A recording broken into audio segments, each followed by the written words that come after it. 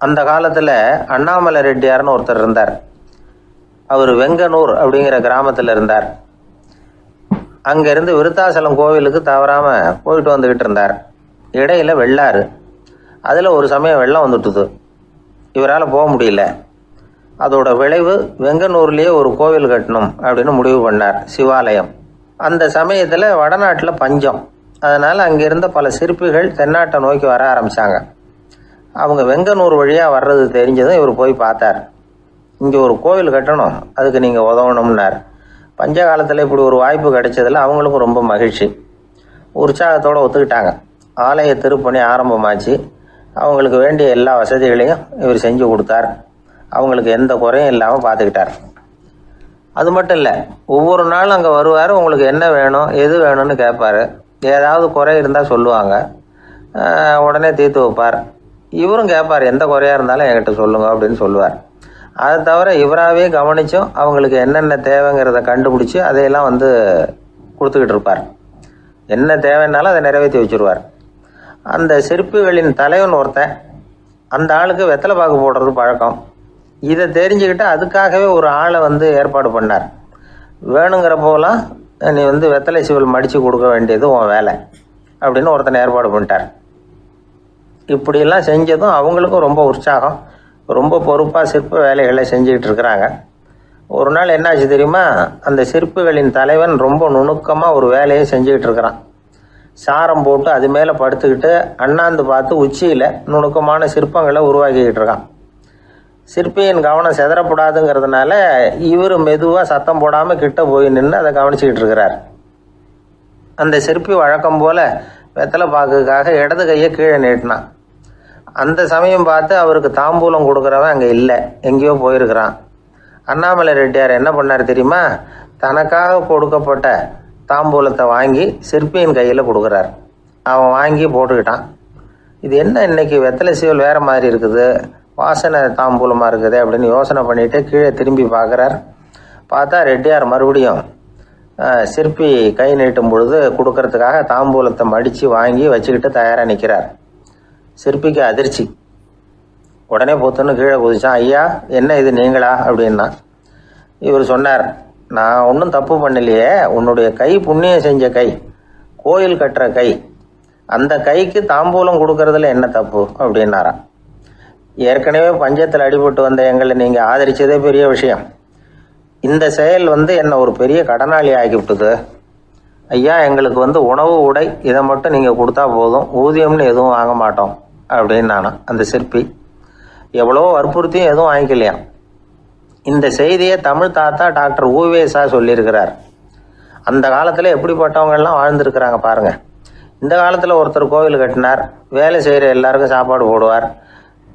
சிற்ப வேலை செஞ்சுட்டு சாப்பிட வர்ற ஒவ்வொருத்தர் கையையும் அன்பாக பிடிச்சி முத்தம் கொடுத்து உள்ளே அனுப்புவார். அந்த கைகளுக்கு நீங்கள் கொடுக்குற மரியாதையாது அப்படின்னு கேட்டாங்க. அது இல்லைங்க, ஏற்கனவே முதல் பந்தியில் சாப்பிட வந்தவன் மறுபடியும் வர்றானான்னு கண்டுபிடிக்கிறதுக்காக கையை பிடிச்சி மோந்து பார்க்குறேன் அப்படின்னாராம் அவர். ஒரு ஆள் ராமகிருஷ்ணரை தேடி வந்தான். அவன் கையில் 1000 பொற்காசுகள் வச்சுருந்தான். அதை அவர்கிட்ட கொடுத்து இதை ஏற்றுக்கணும் அப்படின்னு ரொம்ப பணிவாக கேட்டுக்கிட்டான். அவர் பார்த்தார், இது எனக்கு தேவையில்லை, ஆனாலும் உன்னுடைய மனசை புண்படுத்துறதுக்கு நான் விரும்பலை, அதனால் நீ கொடுக்குறத வாங்கிக்கிறேன்னார். வாங்கிக்கிட்டார். அப்புறம் கேட்டார், இதை பாரு, இனிமேல் இதெல்லாம் என்னுடைய இது தானே அப்படின்னார். ஆமாம், அதையெல்லாம் நான் உங்களுக்கே கொடுத்துட்டேன்னா அவன். சரி, இப்போ நீ எனக்காக ஒரு காரியம் பண்ணணும்னார். என்ன செய்யணும்னு சொல்லுங்கன்னா, இந்த நாணயங்களையெல்லாம் எடுத்துக்கிட்டு போய் கங்கை நதியில் எரிஞ்சிட்டு வா அப்படின்னார். இவனுக்கு அதிர்ச்சியாக போச்சு. என்ன பண்ணுறது, இனிமேல் அது முடியாதுன்னு சொல்ல முடியாது. ஏன்னா அந்த நாணயங்களையெல்லாம் அவருக்கே கொடுத்துட்டான். இனிமேல் அதெல்லாம் இவனுடையது இல்லை. பேசாமல் அவ்வளவே அள்ளிக்கிட்டு ஆத்தங்கரைக்கு போனான். போனவன் ரொம்ப நேரம் திரும்பியே வரல. ராமகிருஷ்ணருக்கு சந்தேகம், என்ன ஆச்சு அந்த மனுஷனுக்கு, காசுகளோடு அந்த கங்கையில் குதிச்சுட்டானா, போகும்பொழுதே ஒரு மாதிரியாக தான் போனான், போய் என்னன்னு பார்த்துட்டு வாங்க அப்படின்னார். அங்கே இருந்த ஒருத்தர் ஓடி போய் பார்த்தார். அவர் போய் பார்க்கும்பொழுது அவன் அங்கேயே இருந்தான். அதுக்கப்புறம் அவர் திரும்பி வந்தார். விவரத்தை சொன்னார். அதாவது அவன் கங்கை கரையில் உட்காந்துக்கிட்டு ஒவ்வொரு நாணயமாக 1 2ன்னு எண்ணி வீசிக்கிட்டு இருக்கிறான். அவனை சுற்றி ஒரு கும்பல் நின்றுக்கிட்டு அவனை தடுத்துக்கிட்டு இருக்குது அப்படின்னு விவரத்தை சொன்னார் போயிட்டு வந்தவர். இதை கேட்டதும் ராமகிருஷ்ணரே புறப்பட்டு அங்கே போனாராம். என்ன இப்படி பண்ணிகிட்டு இருக்கிற? நான் உன்னை அந்த நாணயங்களை கங்கையில் வீசி எறிய சொன்னேன், நீ ஏன் அதை எண்ணிக்கிட்டு இருக்கிற அப்படின்னார். பழக்கம்தான் காரணம். நான் ஒவ்வொரு நாளும் ஒவ்வொன்றா சேமித்து வச்சேன். இன்றைக்கி என்கிட்ட நிறைய இருக்குது. உங்களுக்கு ஒரு 1000 நாணயங்களை கொடுக்கணுங்கிறது என்னோட ஆசை அப்படின்னா. இப்போ ராமகிருஷ்ணர் சொன்னார், ஒரே நேரத்தில் எல்லாத்தையும் சம்பாதிச்சிருந்தா நீ எண்ணுறது பொருத்தமாக இருக்கும். எல்லாத்தையும் இழக்கும்போது ஒவ்வொன்றா எண்ணிக்கிட்டு இழக்கிறதுங்கிறது சரியான செயல் இல்லை. அதனால் ஒரே தடவையாக எல்லாத்தையும் தூக்கி எறிஞ்சிடும் அப்படின்னார். இது இழப்பது அப்படிங்கிற ஒரு உயர்ந்த நிலை. இதை நாம் யதார்த்த வாழ்க்கையில் சம்மந்தப்படுத்தி பார்த்து குழப்பிக்கிட்டு இருக்கக்கூடாது. இழக்கிறேன்னு சொல்லிக்கிட்டு இருக்கிற காசையெல்லாம் ஆற்றுலையும் குளத்துலையும் கொண்டு போய் எரிஞ்சிட்டு வாங்க அப்படின்னு உபதேசம் பண்ணுறதாக யாரும் நினச்சிடக்கூடாது. இதில் நாம் புரிஞ்சிக்க வேண்டியது என்னென்னா, எதையாவது ஒன்றை இன்னொருத்தருக்கு கொடுக்கணும் அப்படின்னு விருப்பப்பட்டால் அதை மனப்பூர்வமாக கொடுத்துட்டு அதையே நினச்சிக்கிட்டு இருக்கக்கூடாது. நம்மால் ஒருத்தர் ஒரு 100 ரூபா நோட்டை தன்னுடைய நண்பர் ஒருத்தர்கிட்ட கொடுத்து, இது உனக்கு தான் வச்சுக்கோ அப்படின்னார். அவர் பார்த்தார், இது இனிமேல் எனக்கு தானே சொந்தம் அப்படின்னார். ஆமான்னார் அவர். அப்படின்னா எனக்காக நீ ஒரு உதவி செய்யணும்னார். சொல்லுங்கள் செய்கிறேன்னார் அவர். இந்த 100 ரூபா நோட்டை தீ வச்சு கொளுத்தி விடுன்னார். இவர் அதிர்ச்சியாகி அவரை பார்த்தார். இப்போ அவர் சொன்னார், நீ எனக்கு அன்பாக கொடுத்தது இது, இந்த நோட்டு கள்ள நோட்டுங்கிறது எனக்கு முன்னாடியே தெரியும், சீக்கிரம் கொளுத்தி விடு, அதுதான் நம்ம 2 பேருக்குமே நல்லது அப்படின்னாராம் அவர். ஒரு தந்தை தன்னோட பிள்ளைய ரொம்ப தைரியசாலியாக வளர்க்கணும்னு ஆசைப்பட்டார். அதுக்காக அவனை கூப்பிட்டு உட்கார வச்சு இப்படி உபதேசம் பண்ணார். இதை பாருப்பா, நான் உன்னாட்டம் இருக்கிறப்போலாம் எதுக்கும் பயப்பட மாட்டேன், ரொம்ப துணிச்சலாக இருப்பேன். ஒரு நாள் ஒரு அப்பாவி எலியை ஒரு பூனை துரத்திட்டு ஓடிச்சு. நான் உடனே என்ன செஞ்சேன் தெரியுமா? அந்த பூனையை பிடிச்சேன், அது வாலில் ஒரு பட்டாசு சரத்தை கட்டினேன், கொளுத்தி விட்டேன், படபடன்னு வெடிக்க ஆரம்பிச்சுட்டுது. அது துள்ளிக்கிட்டு அங்கேயும் இங்கேயும் ஓடி இருக்கு பாரு ஓட்டம், ரொம்ப தமாஷு அப்படின்னார் அப்பா. இப்படி சொல்லிவிட்டு பையனை பார்த்து, இதை கேட்கறதுக்கு உனக்கும் துணிச்சல் வருதா? நான் என்னுடைய செயலை நீ கேட்குறப்போ உனக்கு துணிச்சல் வருதா அப்படின்னு கேட்டார். வருதுன்னா பையன். எப்படின்னா அப்படிங்கிற விவரத்தையும் சொன்னான் அவன். அதாவது எலியை விரட்டினத்துக்காக பூனை வாலில் பட்டாசு கொளுத்துனீங்க நீங்கள், பூனையை விரட்டினத்துக்காக உங்கள் கழுத்தில் பட்டாசு சரத்தை மாட்டினா என்னென்னு தோணுது எனக்கு அப்படின்னு நான் பையன். பையனோட துணிச்சல் அப்பாவே நடுங்க வச்சுட்டுது. அது சரி, ஒரு அப்பா பிள்ளைக்கு இப்படியா உபதேசம் பண்ணுறது? எல்லாருக்கிட்டையும் அன்பாக பழகிறது எப்படி அப்படின்னு சொல்லி கொடுக்கணும். பிஞ்சு உள்ளங்களில் நஞ்சை தூவலாமா? ஒரு நாள் விநாயகர் ஒரு பூனையோடு விளையாடிக்கிட்டு இருந்தாராம். அப்படி ஆசையாக விளையாடிக்கிட்டு இருந்தப்போ அவரோட கை நகம் தவறுதெல்லாம் பூனையோட முகத்தில் பட்டுட்டு தான். அது ஒரு சின்ன கீறலை உண்டாகி விட்டுது. அப்பா அவர் அதை ஒரு பெருசாக நினைக்கல. கொஞ்ச நேரத்துக்கு அப்புறம் விநாயகர் வீட்டுக்கு வந்தார். அவங்க அம்மா பார்வதி தேவியை பார்த்தார். பார்வதி தேவி கன்னத்தில் விரலால் கீறினது மாதிரி ஒரு அடையாளம் இருந்தது. விநாயகருக்கு அதிர்ச்சி, ஆச்சரியம். நம்ம அம்மா இந்த உலகத்துக்கே தாயார், அப்பேற்பட்ட அவங்க முகத்திலேயே கீறலை உண்டாக்கக்கூடியவங்க யாராக இருக்க முடியும் அப்படின்னு யோசனை பண்ணார். தாயே, உன்னுடைய கன்னத்தில் இந்த வடு எப்படிம்மா ஏற்பட்டதுன்னு கேட்டார். குழந்தாய், இது நீ செஞ்ச காரியம்தான்ப்பா, உன்னுடைய கை நகம் கீறினதுனால ஏற்பட்ட வடு தான் இது அப்படின்னாங்க அவங்க. விநாயகர் திடுக்கிட்டு போட்டார். எப்படிம்மா அது? நான் எந்த காலத்துலேயும் ஒன்று அப்படி கீறினதாக எனக்கு நினைவு இல்லையே அப்படின்னார். இன்னைக்கு காலையில் ஒரு பூனையை கீறினதை நீ மறந்துட்டியா அப்படின்னாங்க அந்த அம்மா. விநாயகர் திகைச்சு போய் நின்னார். பார்வதி தேவி சொன்னாங்க, இதை பாருப்பா, இந்த உலகத்தில் இருக்கக்கூடிய எல்லா உயிர்கள்லேயும் நான் இருக்கிறேன், நான் தான் இந்த உலகமாக ஆகியிருக்கிறேன். ஆகையினால நீ யாரை துன்புறுத்தினாலும் அது உண்மையிலேயே என்ன துன்புறுத்தினதாக தான் முடியும் அப்படின்னாங்க. விநாயகர் மனசுக்குள்ளே ஒரு வெளிச்சம் ஏற்பட்டு தான். அதுக்கப்புறம் அவர் யாரையுமே கல்யாணம் பண்ணிக்காததுக்கு அதுதான் காரணமா. இந்த உலகத்தில் எல்லாரையும், இங்கே இருக்கிற எல்லாத்தையும் தாயின் வடிவமாக அவர் பார்க்க ஆரம்பிச்சிட்டாராம். குருதேவர் ராமகிருஷ்ணர் இந்த கதையை எடுத்து சொல்லியிருக்கிறார். நபிகள் நாயகம் ஒரு தடவை ஒரு நாற்காலியில் உட்காந்து என்னமோ யோசனை பண்ணிட்டு இருந்திருக்கிறார்.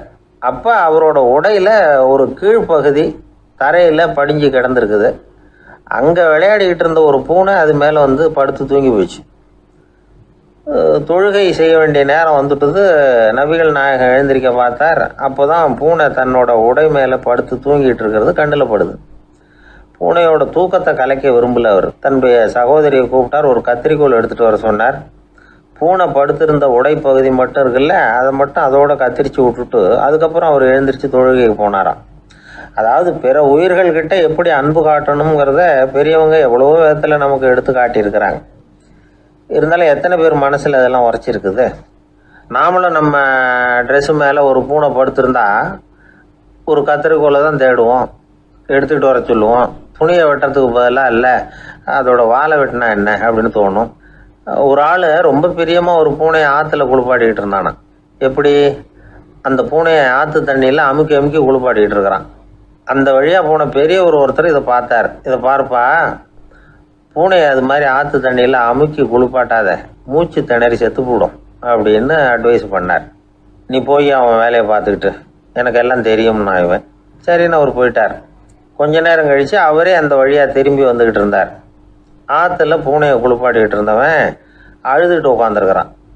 பக்கத்தில் அந்த பூனை செத்து கிடக்குது. இதை பார்த்தார் பெரியவர். நான் தான் அப்போவே சொன்னேனே அந்த பூனையை ஆற்றுல நினைக்காதேன்னு, அதை கேட்டிருந்தா இப்படி ஆயிருக்குமா அப்படின்னார். அந்த ஆள் கோபமாக இவரை முறைச்சி பார்த்தான். அட போய்யா, இந்த பூனை ஆற்றுல குளித்ததுனால ஒன்றும் செத்து போகல, குளித்ததுக்கு அப்புறம் அதோட உடம்பு ஈரமாக இருக்குதுன்னு அதை புழிஞ்சேன், அதனால தான் இப்படி ஆயிட்டுது அப்படின்னு நானா. ஒருத்தரை பார்த்து உன்னுடைய நண்பர்கள் யார் அப்படின்னு ஒரு கேள்வி கேட்டு பாருங்க. கொஞ்சம் யோசித்து பதில் சொல்லுவாங்க. அவங்கக்கிட்டேயே உன்னுடைய எதிரிகள் யார் அப்படின்னு கேளுங்க, கடகடன்னு ஒப்பிச்சிருவாங்க. நம்ம மனசு இருக்க அது எப்படின்னா, நம்ம நண்பர்களை விட எதிரிகளை அது நல்லா ஞாபகத்தில் வச்சுக்கும். இது ஒரு ஆச்சரியமான உண்மை. உங்களால் நண்பர்களை மறந்துட முடியும், ஆனால் எதிரிகளை மறந்துட முடியாது. இது ஒரு வேடிக்கையான நிலைமை தான். அழகான தருணங்களை நாம் ஏன் மறந்துடுறோம்? இது இயற்கை. ஏன்னா நம்ம மனசு மலர்களை கவனிக்கிறது இல்லை, அதில் இருக்கிற முள்ளை தான் கவனிக்குது. தன்னை காயப்படுத்துகிற எதையும் அது உடனே கண்டுகொள்ளுது. ஒரு தெளிந்த சிந்தனையுடைய மனசு மிக அழகாக உள்ள எல்லாத்தையும் கவனிக்கும். அது நன்றியுடன் உணரக்கூடிய எல்லாத்தையும் பார்த்து குறிச்சிக்கும். இப்படிப்பட்டவங்க வாழ்க்கை இயல்பாகவே நல்லா அமையும். அது ரொம்ப அபூர்வம். மனசில் உள்ள ஒரு சிறிய அமைப்பை மாற்றுவதை பொறுத்து தான் இந்த விஷயம் அப்படிங்கிறார் ஓஷோ. ஒரு யூத கோவில் இருந்து தான், அது யூதர்களின் மடமாகவும் இருந்தது. அங்கே ஒரு தலைமை குரு, அவர் ரொம்ப கண்டிப்பானவர். அந்த கோவிலை ஒட்டி ஒரு தோட்டம். ஒரு நாள் காலையில் அந்த தோட்டத்தில் 2 இளம் யூதர்கள் நடந்து போய்கிட்டு இருக்கிறாங்க. காலையில் 1 மணி நேரம், மாலையில் 1 மணி நேரம் அவங்க அந்த தோட்டத்தில் நடக்கிறதுக்கு அனுமதி உண்டு. மற்ற நேரங்களில் அவங்க மத புத்தகங்களை படிக்கணும், பிற விதிமுறைகளை கடைபிடிக்கணும். அந்த 2 பேருமே தொடர்ந்து புகைப்பிடிக்கிற பழக்கம் உள்ளவங்க. ஆனால் கோவில் மடத்தில் இருக்கிறப்போ அவங்க புகைப்பிடிக்க முடியாது, அது கடுமையான குற்றம். சரி, நாம் தோட்டத்தில் இருக்கிறப்போவாவது புகைப்பிடிக்கலாமா அப்படின்னு ஒரு ஆசை அவங்க 2 பேருக்குமே.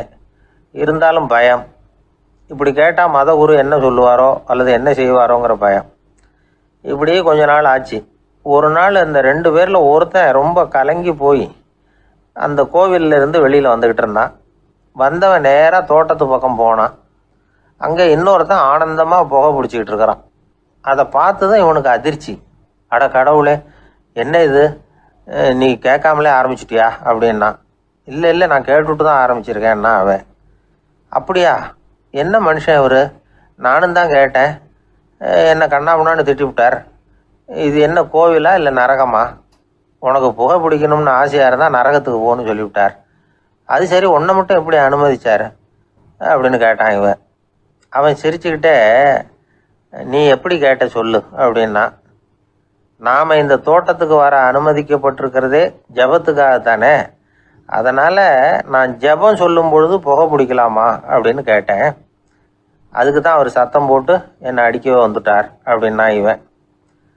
நீ ஒரு மாதிரியாக கேட்டிருக்க, நான் வேறு மாதிரியாக கேட்டிருக்கிறேன். ஜெபம் சொல்லும்போது புகை பிடிக்கலாமான்னு நீ கேட்டிருக்க. ஐயா, புகை பிடிக்கும் பொழுது ஜபிக்கலாமா அப்படின்னு நான் கேட்டேன்.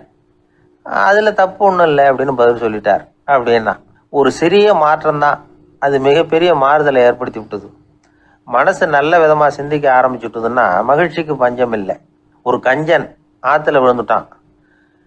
வெள்ளத்தில் தத்தளிச்சுக்கிட்டு இருக்கிறான். கரையில் நின்ன ஒருத்தர் உன் கையை கொண்டா இப்படி பிடிச்சி இழுத்து கரையில் சேர்த்து விடுறேன்னார். எதையும் கொடுத்து பழக்கம் இல்லாத அவன் கையையும் கொடுக்க மாட்டேன்னுட்டான். இவர் பார்த்தார், உன் கையை கொடுன்னு சொல்கிறதுக்கு பதிலாக நான் என் கையை கொடுக்குறேன் பிடிச்சிக்கோ அப்படின்னார். அவன் கப்புன்னு பிடிச்சிக்கிட்டான், இழுத்து கரையில் போட்டார். இந்த உலகத்தில் எத்தனை வகையான மனிதர்கள் இருக்கிறாங்க, ஒவ்வொரு மனிதனுமே ஒவ்வொரு வகை அப்படிங்கிறாங்க விஞ்ஞானிகள். மனிதர்களை 3 வகையாக பிரிக்கலாம் அப்படின்னு சொல்கிறாங்க மெய்ஞானிகள்.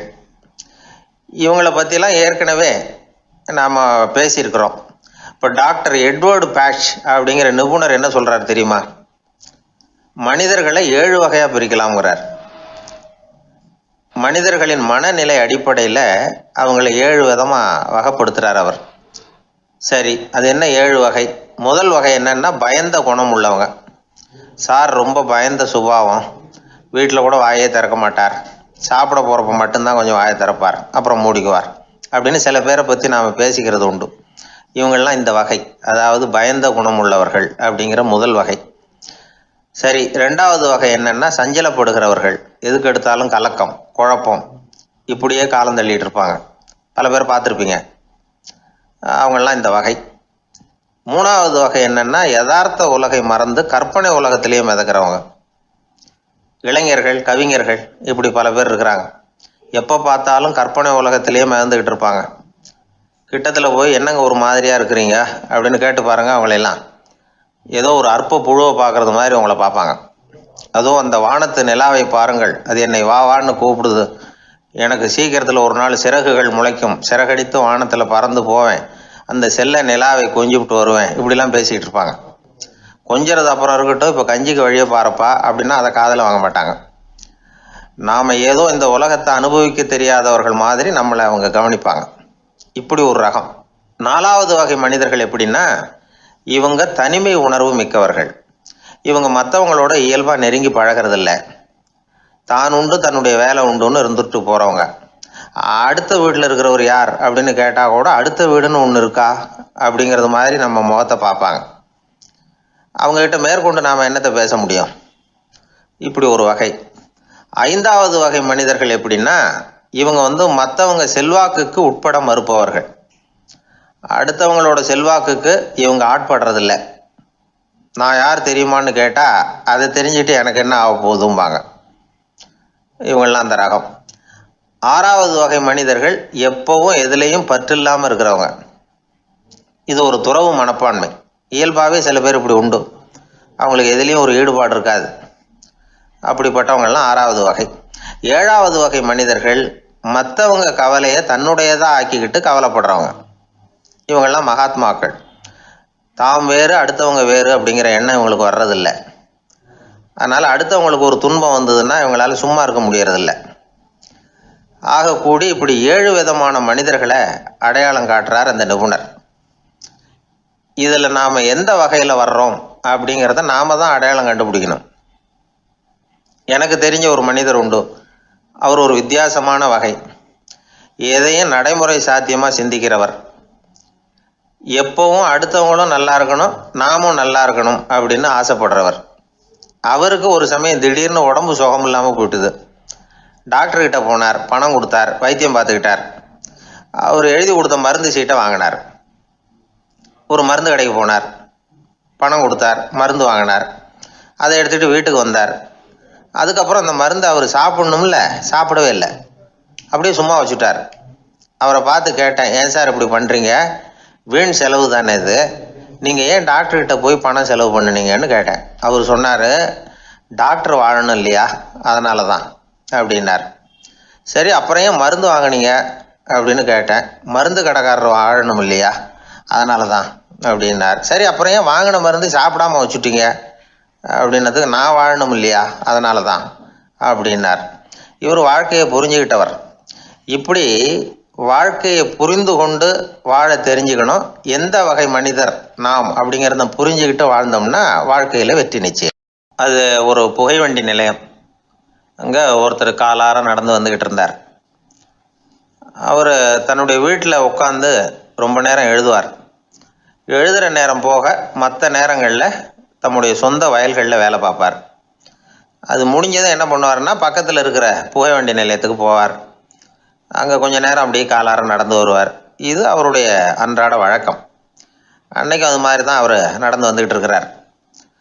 அந்த சமயத்தில் அங்கே நடைமேடையில் ஒரு அம்மையார் நின்றுக்கிட்டு இருக்கிறாங்க. இவரை கண்டதும் கையை தட்டி கூப்பிட்டாங்க. இங்கே கொஞ்சம் வர முடியுமா அப்படின்னாங்க. இவர் போனார். என்னங்கன்னு விசாரித்தார். அந்த அம்மையார் விவரம் சொன்னார். ஐயா, நானும் என்னுடைய வீட்டுக்காரரும் இங்கே வந்தோம். அதுவும் நிற்கிதே, அந்த ரயிலில் ஏறி ஊருக்கு போகணும். என்னுடைய வீட்டுக்காரர் அதுவும் அந்த உணவு விடுதிக்கு போயிருக்கார், இன்னும் வரல. அவர் வர்றதுக்குள்ளே ரயில் புறப்பட்டுரும் போல இருக்கு. நீங்கள் ஓடி போய் அவரை அழைச்சிக்கிட்டு வர முடியுமா அப்படின்னு கேட்டாங்க. சரின்னார் இவர். உடனே அந்த அம்மா தன்னுடைய கணவர் எப்படி இருப்பார் அப்படிங்கிற அடையாளங்களை கொஞ்சம் சொல்லி அனுப்புனாங்க. போய் தேடிட்டு இருக்க வேண்டாமேங்கிறதுக்காக. பார்க்குறதுக்கு இப்படி இருப்பார், இந்த மாதிரி ஆடை அணிஞ்சிருப்பார் அப்படின்னு விவரமாக சொன்னாங்க. அதை இவர் கவனமாக கேட்டுக்கிட்டார். நீங்கள் போய் அழைச்சிட்டு வாங்க, வந்த உடனே உங்களுக்கு உண்டான கூலியையும் கையோடு கொடுத்து விட்றேன் அப்படின்னாங்க அந்த அம்மா. இவர் போனார். அந்த அம்மா சொன்ன அடையாளங்களை வச்சு அவர் வீட்டுக்காரரை கையோட கூட்டிகிட்டு வந்துட்டார். கொண்டுட்டு வந்து அந்த அம்மா கிட்ட ஒப்படைச்சார். உடனே அவரும் ஏற்கனவே சொன்ன பிரகாரம் அவருக்கான கூலி பணத்தையும் கொடுத்தாங்க. அவரும் எதுவும் மறுப்பு சொல்லாமல் அதை வாங்கிக்கிட்டார். வாங்கிக்கிட்டு திரும்பினார். அந்த சமயத்தில் எதிரில் வந்த ஒருத்தர் அவர் அடையாளம் கண்டுபிடிச்சிக்கிட்டார். அவங்க 2 பேரும் பேசிக்கிறது இவங்க காதில் விழுந்தது. அப்போ தான் இவங்களுக்கு அது புரிஞ்சுது. இவங்கக்கிட்ட கூலி வாங்கினவர் யாருன்னா அவர் தான் பேரறிஞர் லியோ டால்ஸ்டாய் அப்படிங்கிறது புரிஞ்சுது. அவங்க 2 பேரும் பேசிக்கிறத வச்சு ரஷ்ய நாட்டின் மிகப்பெரிய ஞானி லியோ டால்ஸ்டாய், சோவியத் நாட்டின் ஈடு இணையற்ற இலக்கிய மேதை. இது தெரிஞ்ச உடனே அந்த அம்மா அவர்கிட்ட ஓடினாங்க. ஐயா, உங்களுக்காக நான் கூலி கொடுத்தேன், நான் பெரிய தவறு பண்ணிவிட்டேன் அப்படின்னு சொல்லி வருத்தப்பட்டாங்க. பரவாயில்ல, ஆனால் நீங்கள் எனக்கு கொடுத்த கூலி பணத்தை நான் திருப்பி கொடுக்க மாட்டேன். ஏன் தெரியுமா? அது நான் உழைச்சி பெற்ற தொகை அப்படின்னார். யாருக்குமே அதிக மகிழ்ச்சியை தரக்கூடிய பணம் எதுன்னு கேட்டால் அது அவங்க உழைப்புக்கு ஊதியமாக கிடைக்கிற பணம் தான். நம்ம ஆட்கள் சில பேருக்கு உழைக்காமல் கிடைக்கிற தீய வழியில் வருகிற பணம் கூட மகிழ்ச்சியை கொடுக்கும். ஒரு பெரிய தொழிற்சாலை, அதோட முதலாளி கடுமையான ஒரு கட்டுப்பாடு விதிச்சிருந்தார். அது என்ன கட்டுப்பாடுன்னா, இந்த தொழிற்சாலைக்கு உள்ள யாரும் சிகரெட்டு பிடிக்கக்கூடாது அப்படிங்கிறது தான். ஒரு நாள் இந்த முதலாளி தன்னுடைய தொழிற்சாலையை சுற்றி பார்த்துக்கிட்டு வரார். அப்போது ஒரு இளைஞன் உள்ள சிகரெட்டு பிடிச்சிக்கிட்டு இருந்தான். அதை பார்த்து விடுறார். அவ்வளவுதான், அவருக்கு கோபம் வந்துட்டுது. உடனே உதவியாளரை கூப்பிட்டார். அதோ பாரு, அந்த சிகரெட்டு பிடிச்சிக்கிட்டு இருக்கிறானே, அவன் கணக்கை முடித்து வெளியில் அனுப்பி வச்சிரு அப்படின்னு உத்தரவு போட்டார். அது பிரகாரம் உடனே அவனை அழைச்சிட்டு போய் கணக்கு பார்த்து சம்பள பாக்கி அப்புறம் உதவித்தொகை எல்லாத்தையும் மொத்தமாக கையில் கொடுத்து வெளியில் அனுப்பி வச்சுட்டாங்க. அவன் பணத்தோடு வெளியில் வந்தான். ஏதோ யோசனை பண்ணபடியே நின்றுக்கிட்டு இருந்தான். அவன் என்னப்பா யோசிக்கிற அப்படின்னாரு எதிரில் வந்தவர். இவன் சொன்னான், ஒன்றும் இல்லை, என்னோட நண்பன் ஒருத்தனை பார்க்கறதுக்காக உள்ளே போனேன். பேர் என்னன்னு கேட்டுவிட்டு ஒரு 50,000 ரூபா பணத்தையும் கொடுத்து வெளியில் அனுப்பி வச்சுட்டாங்க. அதுதான் ஏன்னு புரியல, யோசனை பண்ணிகிட்டு இருக்கிறேன் அப்படின்னு நானா இவன். அதனால் நாம் உழைச்சி சம்பாதிக்கிற பணம் தான் உயர்வு, சும்மா வர்ற பணம்லாம் மகிழ்ச்சியை தராது அப்படிங்கிறத புரிஞ்சுக்கணும். அப்பேற்பட்ட ஞானி ரஷ்ய மேதை அவர் பாருங்க, அந்த பணத்தை வாங்கின பணத்தை திருப்பி கொடுக்க மாட்டேன்னு விட்டார். ஏன்னா அது உழைத்து பெற்ற தொகை, அதை நான் கொடுக்க மாட்டேன்னார். அதனால் நமக்கு செல்வம் சேர்க்கறது பெருசு இல்லை, அந்த சேருகிற செல்வம் நமக்கு மகிழ்ச்சியை கொடுக்கணும். அதுக்கு என்ன வழின்னா நாம் உழைத்து சம்பாதிக்கணும் அப்படிங்கிறத அதிலிருந்து புரிஞ்சிக்க வேண்டியது ரொம்ப அவசியம். அதனால் உழைப்போம் உயர்வோம், இதுதான் வெற்றியின் ரகசியம். ஒரு ஆள் அசையாமல் கிடக்கிறார், அவர் இருக்காரா போயிட்டாராங்கிறத எப்படி முடிவு பண்ணுறோம்? அவர் மூக்குக்கு முன்னாடி புறங்கையை வச்சு பார்க்குறோம், மூச்சு வருதா இல்லையா அப்படிங்கிறத கண்டுபிடிக்கிறதுக்காக. மூச்சுங்கிறது அவ்வளவு முக்கியமான ஒரு விஷயம். சுவாசம் இல்லைன்னா எதுவுமே இல்லை. நம்ம பூமி இருக்க, அது கூட சுவாசிக்குதுங்கிறத சோவியத் விஞ்ஞானிகள் கண்டுபிடிச்சிருக்கிறாங்க. பூமிக்கு மேலே இருக்கிற மண் அடுக்கில் காற்றில் உள்ள ஆக்சிஜன் ஆக்சிகரணம் அடையுது அப்படின்னு தான் இதுவரைக்கும் எல்லாரும் நம்பிக்கிட்டு இருந்தாங்க. ஆனால் இப்போ என்ன கண்டுபிடிச்சிருக்கிறாங்கன்னா, அந்த ஆக்சிஜன் பூமிக்குள்ளே 1 கிலோமீட்டர் ஆழம் வரைக்கும் ஊடுருவி போகுதான். பூமிக்குள்ளே 2 பக்கமும் பல கிலோமீட்டர் வரைக்கும் பரவுதான். பூமிக்குள்ளே இருக்கிற நீர்நிலை அடுக்குகள் தான் நுரையீரல் செய்கிற வேலையை செய்யுதான். நம்ம உடம்புல நுரையீரல் இல்லைன்னா ஒன்றும் நடக்காது. ஒரு மரத்தை தலைகீழாக தொங்க போட்டால் எப்படி இருக்கும் அப்படி யோசிச்சு பாருங்கள். அப்படி தான் இதுவும் நுரையீரலும் அப்படி தான் இருக்கும். வலது பக்கம் ஒன்று, இடது பக்கம் ஒன்று. வலது பக்கம் நுரையீரல் கொஞ்சம் பெருசாக இருக்கும். நுட்பமான நரம்பு குழாய்கள் அதில் இருக்கும். கோடிக்கணக்கான நுண்ணிய குழாய்களை வச்சுக்கிட்டு தான் அது வேலை செய்யுது. 25 கோடி குழாய்கள் இருக்கும். அதை அப்படியே முழுசாக பிரித்து பரப்புனா ஒரு டென்னிஸ் கோர்ட்டில் பாதி பரப்பளவு இருக்குமா. நுரையீரல் நிறம் கருஞ்சிவப்பு தான். புகை அதிகமாக உள்ளே போச்சுன்னா அது கருப்பாயிடுது. காற்றுல உள்ள பிராணவாயுவை இது எடுத்துக்கிட்டு ரத்தத்தை சுத்தப்படுத்துகிற முக்கியமான வேலையை இது செய்யுது. அசுத்த காற்றை வெளியில் அனுப்பி வச்சுருது. ஒருத்தர் வேகமாக ஓடி வரார், அவருக்கு மூச்சு இறைக்கும். பயங்கரமாக எதையாவது பார்த்து விடுறார், உடனே மூர்ச்சை ஆகிடுவார். இது மாதிரி சமயங்களில் வேற எந்த தூண்டுதலும் இல்லாமல் நுரையீரல் தானாகவே இயங்கும். இப்படி ஒரு அவசியம் ஏற்படுறப்போ இயக்கத்தை தூண்டி விடுற முக்கியமான இணைப்பு மூளைக்கு கீழே முதுகு எலும்புக்கு மேற்பகுதியில் இருக்குது. அது உடனே சுவாசத்துக்கு அவசர உதவியை கொடுக்குது. இப்போ ஒருத்தர் பேசாமல் உட்காந்துருக்கார். இந்த சமயத்தில் அவருக்கு 1 பங்கு காற்று தேவைப்படுதுன்னு வச்சுக்கோங்க. அவர் எழுந்திரிச்சு நடக்கும் பொழுது 1.5 மடங்கு தேவைப்படும். ஓடினார்னா 3 மடங்கு தேவைப்படும். படுத்திருக்கிறப்ப 1/2 மடங்கு தான் தேவைப்படும். இதுக்கு நிமிஷத்துக்கு 16 தடவை மூச்சு விட்டாகணும். இப்படி சாதாரணமாக உள்ளே இழுக்கிற காற்று கொஞ்சம்தான் இருந்தாலும் இது மாதிரி 8 மடங்கு காற்றை உள்ளே இழுத்து வச்சுக்கிற சாமர்த்தியம் நுரையீரலுக்கு இருக்குதான். தண்ணி, நுண்கிருமிகள், ரசாயன பொருள் இப்படி எது உள்ளே போனாலும் நுரையீரல் சமாளிச்சுக்கும். 30 வருஷமாக விடாத புகை பிடிக்கிறவர் தொடர்ந்து உள்ளே அனுப்பி வைக்கிற புகையை கூட சமாளிக்குதுன்னா பார்த்துங்களேன். உள்ளே போகிற புகை நுட்பமான சுவாச முடிச்சுகளை அழிச்சு விடுது. கறி புகை அது மேலே படிஞ்சு உபயோகம் இல்லாமல் பண்ணிவிடுது. ஆனாலும் தேவைக்கு அதிகமாக 8 மடங்கு கூடுதலாக சுவாச முடிச்சுகள் நம்ம உடம்புக்குள்ளே இருக்கிறதுனால சமாளிக்க முடியுது. சமாளிக்க முடியலன்னா சில சமயம் மூச்சு திணறும். அதை ஒரு எச்சரிக்கையாக எடுத்துக்கிட்டு புகை பிடிக்கிற பழக்கத்தை விட்டுடணும். அதுதான் நல்லது. ஆனால் அப்படி யார் விடுறது? இணை பிரியாத 2 நண்பர்கள் இருந்தாங்களாம். 2 பேரும் விடாமல் சிகரெட்டு குடிக்கிறவங்க. அதில் ஒருத்தன் செத்து போட்டான். இன்னொருத்தன் அதுக்கப்புறம் 2 சிகரெட்டாக குடிக்க ஆரம்பித்தானா. ஏன் இப்படி பண்ணுறேன்னு கேட்டிருக்காங்க. நான் 1 சிகரெட்டு தான் குடிக்கிறேன், செத்து போன என்னுடைய ஃப்ரெண்டு இருக்கானே செத்து போனவன், அவனுக்காக இன்னொரு சிகரெட்டு குடிக்கிறேன் அப்படின்னு நானா. இது ரொம்ப ஆபத்து, விட்டுடு அப்படின்னு சொல்லியிருக்காங்க. சரின்னு ஒத்துக்கிட்டான். ஆனால் அதுக்கப்புறமும் 1 சிகரெட் வீதமாக குடிச்சிக்கிட்டே இருந்தான். சிகரெட்டு பழக்கத்தை நீ இன்னும் விடலையான்னு கேட்டாங்களாம். அந்த பழக்கத்தை நான் எப்போவோ விட்டுட்டேன், இப்போ நான் குடிக்கிறது என் ஃப்ரெண்டுக்காக அப்படின்னு நானா. இவங்கெல்லாம் எப்படி திருந்துறது? வாய் விட்டு சிரிச்சா நோய் விட்டு போகும் அப்படின்னு சொல்கிறது உண்டு. அது என்ன வெறும் அலங்காரத்துக்காக சொன்ன வார்த்தையா, இல்லை அர்த்தத்தோடு சொன்ன வார்த்தையா அப்படின்னு யோசிச்சா அதில் நிஜமாகவே அர்த்தம் இருக்குதுன்னு தான் தெரியுது. ஆதாரபூர்வமாக அதுக்கு சில நிரூபணங்களும் இருக்குது. நார்மன் கசின்ஸ் அப்படின்னு ஒருத்தர் இருந்தார். அவர் ஒரு அமெரிக்க பத்திரிகை ஆசிரியர். அவருக்கு ஏதோ ஒரு விதமான அழற்சி நோய், இன்ஃப்ளமேஷன் டிசீஸ். அது டாக்டர்கள்லாம் அதுக்கு என்ன விதமான வைத்தியமும் கிடையாது அப்படின்னு சொல்லி பல இதெல்லாம் பார்த்துட்டு கடைசியாக சொல்லிவிட்டாங்க அதுக்கு வைத்தியமே இல்லைன்ட்டாங்க. டாக்டர்கள் தான் சொல்லிவிட்டாங்களே, அதனால் இது இப்படியே இருந்துட்டு போகட்டும் அப்படின்னு விட்டுற வேண்டியது தானே. ஆனால் அவர் அப்படி நினைக்கல. உடனே அவர் என்ன பண்ணார்னா, ஆஸ்பத்திரி ரூமை காலி பண்ணார். ஹோட்டலில் போய் ஒரு ரூம் எடுத்துக்கிட்டார். அங்கே போனார். தினமும் அவருக்கு பிடிச்ச தமாஷான படங்களையெல்லாம் டிவியில் போட்டு பார்த்துக்கிட்டு இருந்தார். சிரிப்பு வரக்கூடிய புத்தகங்களையெல்லாம் படித்தார். கொஞ்ச நாள் ஆச்சு. அவருக்கு இருந்த தொந்தரவு குணமாக ஆரம்பிச்சிட்டுது. இதை கேள்விப்பட்ட உடனே பழைய டாக்டர்கள்லாம் ஓடி வந்தாங்க. ஓடி வந்து பார்க்குறாங்க. அவர் உடம்பை சோதனை பண்ணி பார்க்குறாங்க. பார்த்தா அவர் உடம்பு குணமாகறதுக்கு உதவியாக இருந்தது சிரிப்பு தான் அப்படிங்கிறத விஞ்ஞானபூர்வமாக அவங்க ஒத்துக்கிட்டாங்களாம். இருந்தாலும் சிரிப்பு எந்த முறையில் எந்த விதத்தில் உதவி பண்ணுது அப்படிங்கிறத இன்னமும் சரியாக புரிஞ்சிக்க முடியல.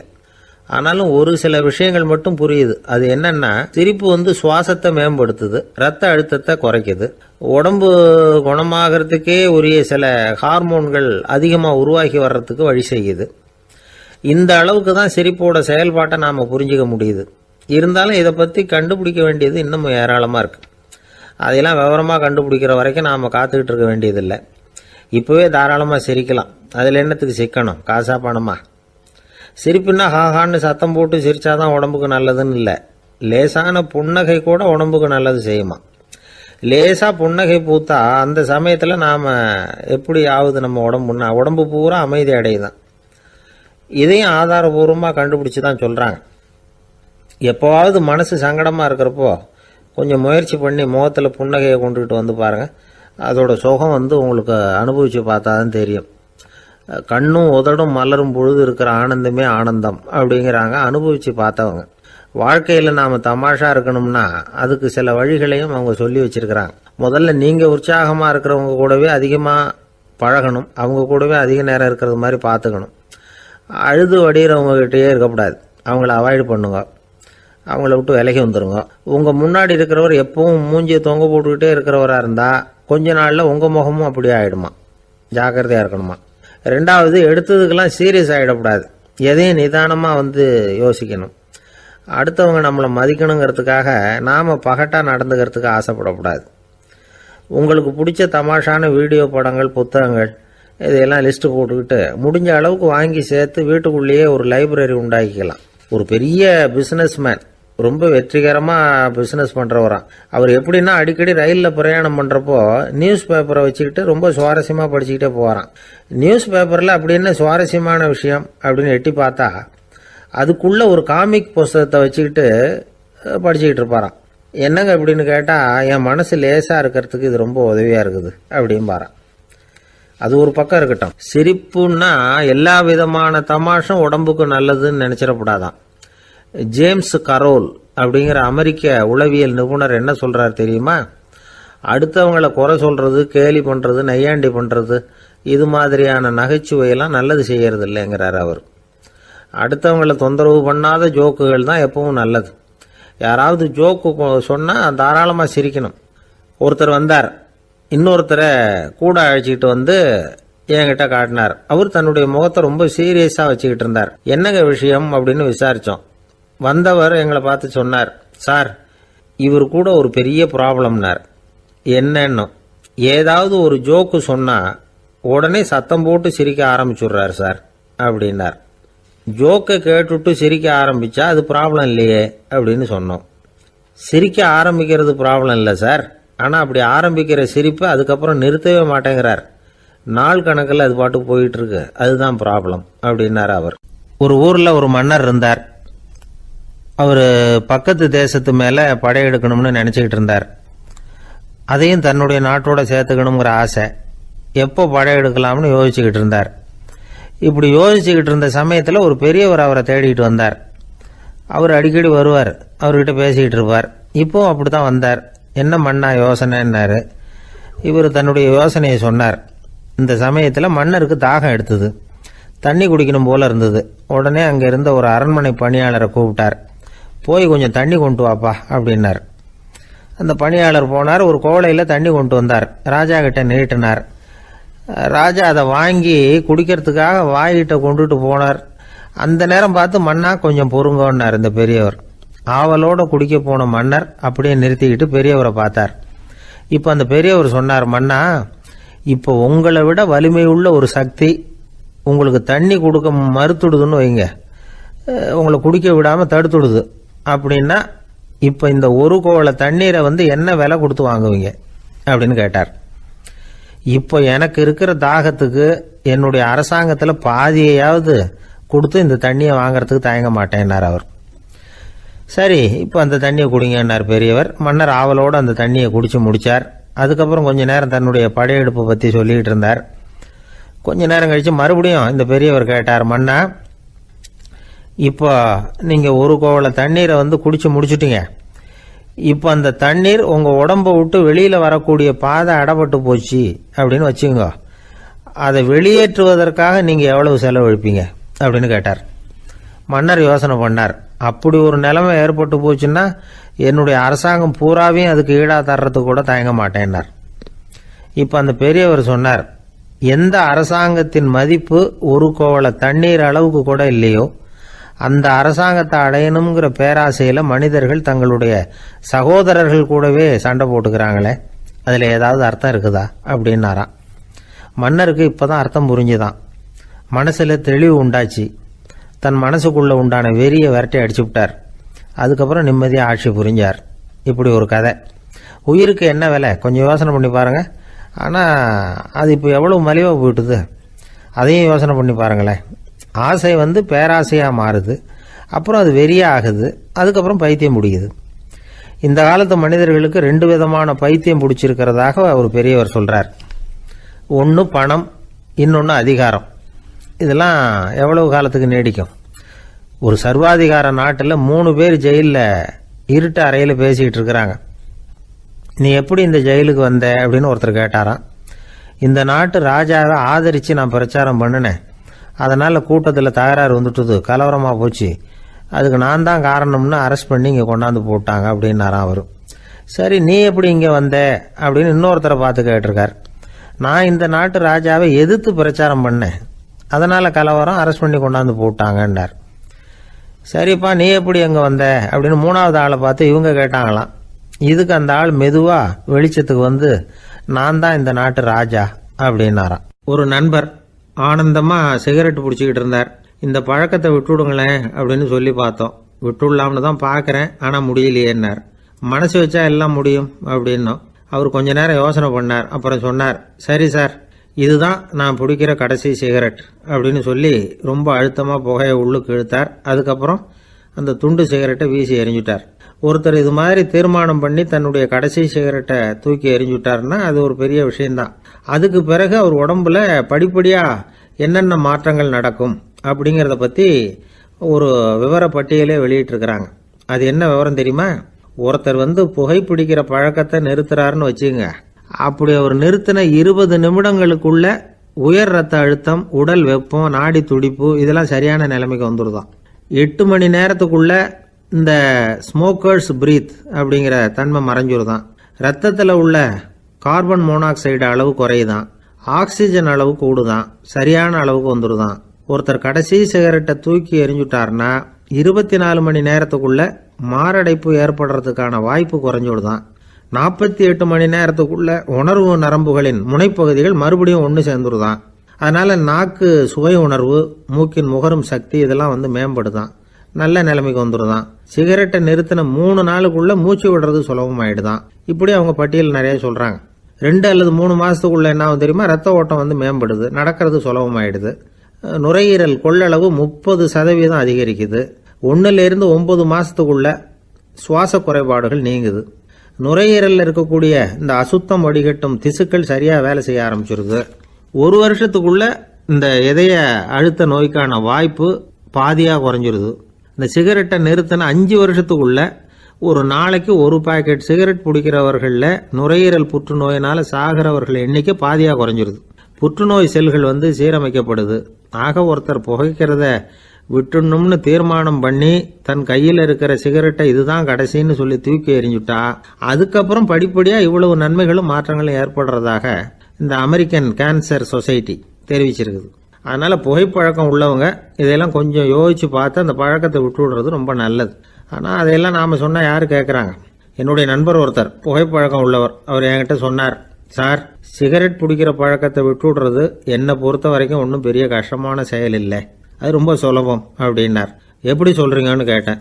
நான் ஏற்கனவே 20 தடவை அந்த பழக்கத்தை விட்டுருக்கேன் சார் அப்படின்னார் ரொம்ப பெருமையா. ஒரு குழந்தை பிறந்துதான் ஒரு வீட்டில். அந்த குழந்தைக்கு என்ன பேர் வைக்கிறதுங்கிறது ஒரு தகராறு. இந்த குழந்தைக்கு என்ன பேர் வைக்கிறதுங்கிறதுல தகராறு வந்துடுது. யாரு? கணவனுக்கும் மனைவிக்கும். அவன் என்ன சொல்றான், எங்க அப்பா பேரை தான் வைக்கணுங்கிறான் அவன்.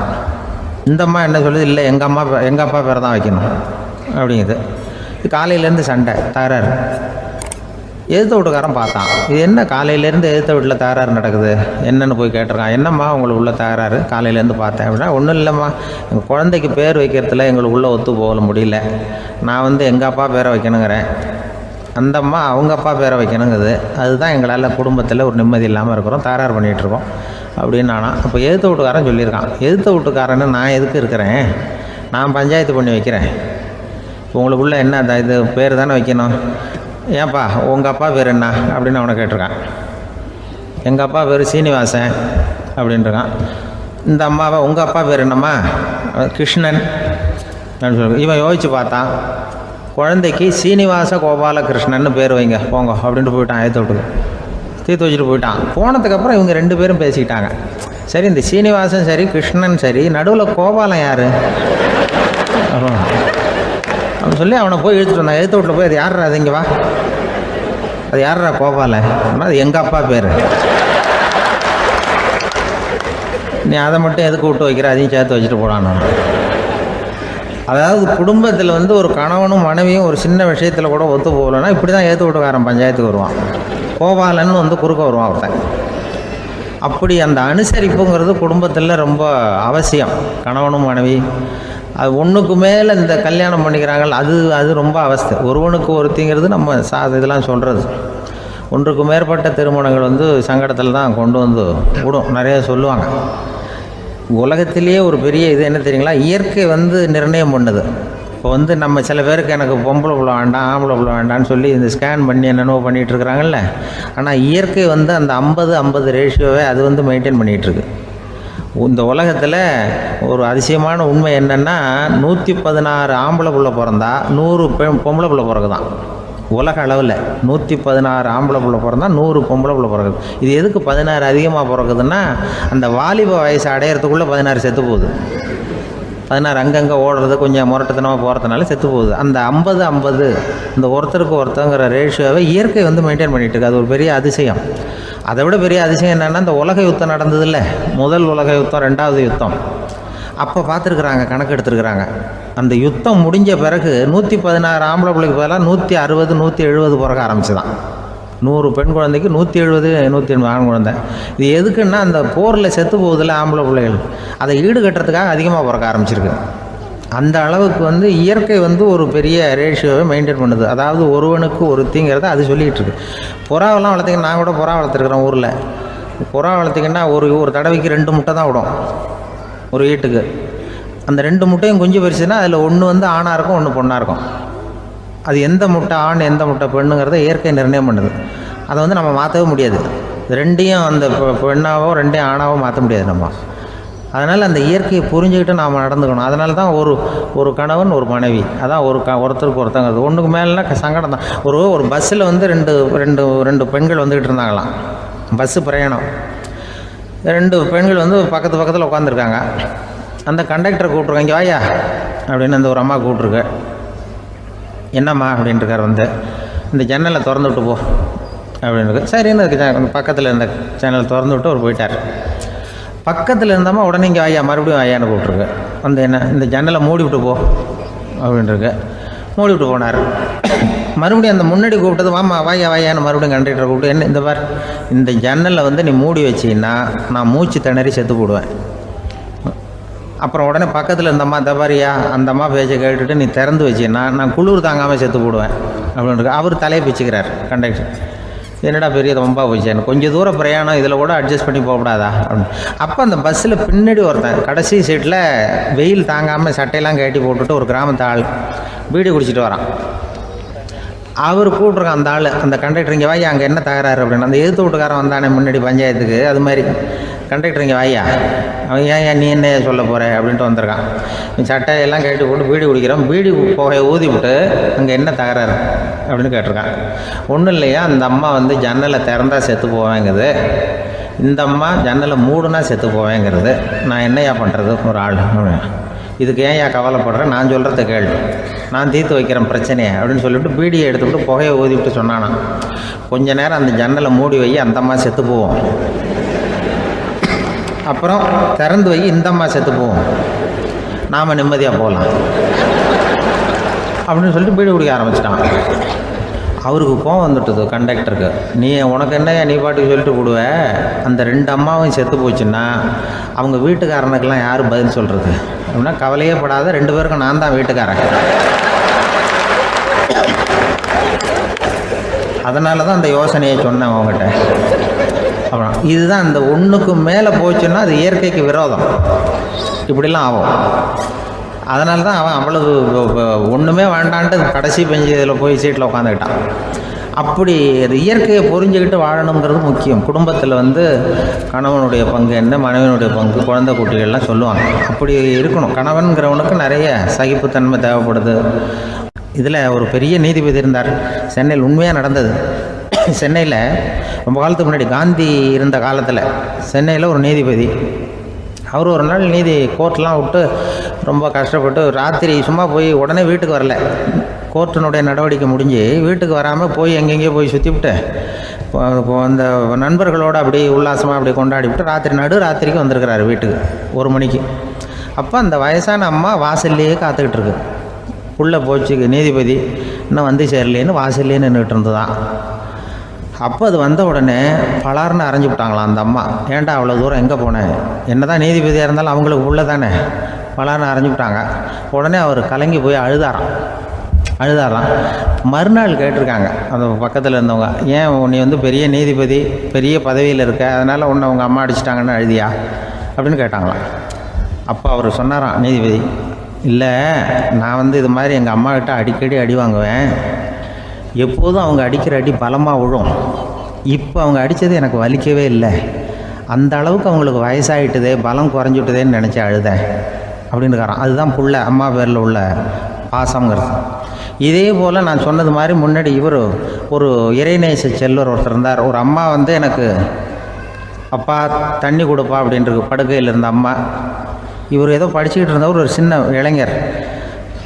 உடனே ஓடி போய் ஒரு குவளையில் தண்ணி எடுத்துகிட்டு போய் அம்மாவுக்கு முன்னாடி நிற்கிறார். முன்னா அந்த அம்மா அதுக்குள்ளே தூங்கி போச்சு. இவர் அந்த தண்ணியை வச்சுக்கிட்டு அவர் பாட்டு நிற்கிறார். விடிஞ்சு போச்சு. விடிகிற சமயத்தில் அந்த அம்மா முடிச்சு பார்க்குது, பையன் தண்ணியோட கையில் வச்சுட்டு நிற்கிறார். ஏம்மா என்னப்பா நீ ராத்திரி பூரா தண்ணியோடு நின்றுட்டு இருக்கிறியா எனக்கா அப்படின்னு. அப்பா அவர் சொன்னாராம், ஆமாம்மா ராத்திரி தண்ணி தாகமாக இருக்குன்னு கேட்டிங்க, உடனே தண்ணி கொண்டு வந்துட்டேன். ஓடி வந்து பார்க்கும்பொழுது நீங்கள் தூங்கிக்கிட்டு இருந்தீங்க. தூங்கிட்டு இருக்கும்பொழுது உங்களை எழுப்ப வேண்டாம், தூக்கத்தை கெடுக்க வேண்டாம்னு நான் நினச்சேன். அதனால் எழுப்பலை. தூக்கம் முழிக்கிற சமயத்தில் உடனே தாகமாக இருக்கும், தண்ணி குடிக்கணும்னு ஆசைப்படுவீங்க, அதனால் தண்ணியை பக்கத்துலேயே வச்சுட்டு நிற்கிறேன் அப்படின்னு அந்த இளைஞர் சொன்னாராம். அப்படியே கட்டி பிடிச்சிட்டு நீ பிற்காலத்தில் பெரிய அறிஞராக வருவேன்னு சொல்லி அந்த அம்மா வரணும்னு சொல்லி இறைவனை வேண்டாங்களாம். அவர் தான் இஸ்லாமிய மார்க்கத்தில், தீன் மார்க்கத்தில் பெரிய ஆளானது. அதாவது ஷர்புதீன் யாஹ்யான்னு ஒருத்தர், அவர் பெரிய இஸ்லாமிய பேரறிஞராக வந்தார். இப்படி அம்மா பேரில் பாசமாக உள்ளவங்கள்லாம் இருந்தாங்க நிறையா. அப்படி அந்த குடும்பத்தில் வந்து அந்த பாசம் நேசம் எவ்வளவு இருக்கோ அவ்வளவுக்கு அவர்கள் உயர்வார்கள்ங்கிறது தான் நம்முடைய பெரிய இதெல்லாம் பெரியவங்கள்லாம் சொல்லியிருக்கிறது அதுதான். அதனால தான் அந்த கணவனுடைய பங்கு என்ன, மனைவியினுடைய பங்கு என்ன, பிள்ளைகளுடைய பங்கு என்னங்கிறத பற்றி ரொம்ப விவரமாக சொல்கிறதுக்காக தான் அதை பற்றி நாம் சிந்திக்க வேண்டிய நேரம் இதுங்கிறதுனால தான். கணவனுக்கு வந்து இது வந்துடக்கூடாது, அதாவது கோபம் வரக்கூடாது, நிதானம் வேணும் அப்படின்லாம் சொல்லுவாங்க. நிதானம், கணவன் வந்து கோபப்படக்கூடாதுமா. அதுக்கு நாங்கள் மனுஷனுக்கு சினம் தவிர்த்தல்னு பயிற்சியெல்லாம் கொடுக்குறாங்க. இப்போது மனுஷன் கோபப்படாமல் இருக்கணும், போகணும் வரணும்னு அதுக்கு சொல்லுவோம் நாங்கள். சும்மா கதை ரூபமாக சொல்கிறது. அங்கே வேதாத்திரி மகரிஷின்னு இருக்கார், அவர் இதில் வந்து சினம் தவிர்த்தல்னு பயிற்சியை கொடுப்பாங்க. குடும்ப தலைவர்கள் பெரியவங்கள்லாம் வந்து அந்த பயிற்சியை எடுத்துக்கணும். என்னை கூப்பிட்டாங்க ஒரு தரம், சினம் தவிர்த்தல்னு ஒரு பயிற்சி கொடுக்குறோம், அதில் நீ வந்து பேசுன்னாங்க. நான் சொன்னேன், நான் பயிற்சிக்கு வேணா வரேன், என்னை பேச வேண்டாம் சார், நான் வந்து பயிற்சியை கற்றுக்கிறேன்னு. இல்லை நீ அதெல்லாம் பயிற்சி நாங்கள் கொடுக்குறோம், நீ உனக்கு என்ன தெரியுமோ சொல்லு, மனுஷன் கோவப்படாமல் இருக்கணும், அதுக்கு ஏதாவது வழி சொல்லிட்டு போ அப்படின்னு கூப்பிட்டாங்க. சரின்ட்டு போனேன். போய் அங்கே போய் நான் சொன்னேன், இது மாதிரி எனக்கு தெரிஞ்சது ஒரு கதை மாதிரி சொன்னேன். மீனம்பாக்கம் ஏர்போர்ட், அங்கே ஜப்பானுக்கு போக வேண்டிய ஒரு பிரயாணி லக்கேஜோடு நிற்கிறார் நிறையா. இதை வாங்கி பிளேனில் ஏற்றக்கூடிய ஒரு தொழிலாளி அவர்கிட்ட ஒரு சண்டை போடுறார், அடிக்க போகிறார், திட்டுறாரு, கண்டாமலான்னு திட்டுறார். அவர் இதை ஒருத்தர் பார்த்துக்கிட்டே இருக்கார். அந்த சினம் தவிர்த்தல் பயிற்சி கொடுக்குற பேராசிரியர் ஒருத்தர் பார்த்துக்கிட்டே இருக்கார். இது எப்படி இவன் இந்த ஆள் அவ்வளவு கோபமாக அடிக்க போகிறான், திட்டுறான் அந்த பெரிய மனுஷன், இவர் பதிலுக்கு அவர் திட்டவே இல்லையே. அந்த தொழிலாளி சிரிச்சுக்கிட்டே சரி சார் அப்படின்னுட்டே இருக்கான். இவர் லக்கேஜை வாங்கி பிளேனில் ஏற்றுற தொழிலாளி இப்போ கண்ணாவுன்னு அடிக்க போகிறான், திட்டுறான், முகம் செவந்து போச்சு. இவருக்கு என்ன ஆச்சரியம்னா, இந்த ஆள் இவ்வளவு கோவப்படுறான், அதை வாங்கி அந்த தொழிலாளி கொஞ்சம் கூட முகத்தில் கோபமே படலையே, சிரித்த முகத்தோடு இருக்கானே, இவன் வந்து நமக்கு பயிற்சி வகுப்பு எடுக்கலாம் போல இருக்கே அப்படின்னு இவர் நினச்சிட்டார். ரொம்ப நேரம் அவர் கத்திக்கிட்டு இருந்தார். சரி சார்ன்ட்டு அதை வாங்கிட்டு அவர் போயிட்டார். போனதுக்கப்புறம் அவர் இந்த ஆள் அப்புறம் பிளேன் வந்தது, ஏறி அவர் போயிட்டார், ஜப்பானுக்கு போயிட்டார். அதுக்கப்புறம் இந்த சினம் தவிர்த்தல் பேராசிரியர் ஓடி போய் அந்த தொழிலாளியை பிடிச்சி கொண்டு வந்தார். இந்த பாருப்பா, நான் வந்து காலையிலேருந்து பார்த்துக்கிட்டு இருக்கேன், அந்த ஆள் உன்னை அடிக்க வந்தான், திட்ட வந்தான், இவ்வளவு கோவப்படுறான், உனக்கு பதிலுக்கு நீ கோவமே படலையே, உனக்கு கோவமே வராதா, அது எப்படி நீ சினம் தவிர்க்கிறது, எப்படி உனக்கு கோவமே வரலையா அப்படின்னு கேட்டிருக்கார். அப்போ அந்த தொழிலாளி சொன்னாராம், அப்படி இல்லை சார், மனுஷன்னு பிறந்தால் கோவம் படாமல் இருக்க முடியாது, எல்லாருக்கும் கோவம் வரும், அது அவங்கவுங்க வழியில் டீல் பண்ணுவாங்க, நான் அதை என் வழியில் டீல் பண்ணேன், அவ்வளோதான். அப்போ அவர் திட்டும் பொழுது உனக்கு கோபம் வந்தது தானே? வந்தது சார்.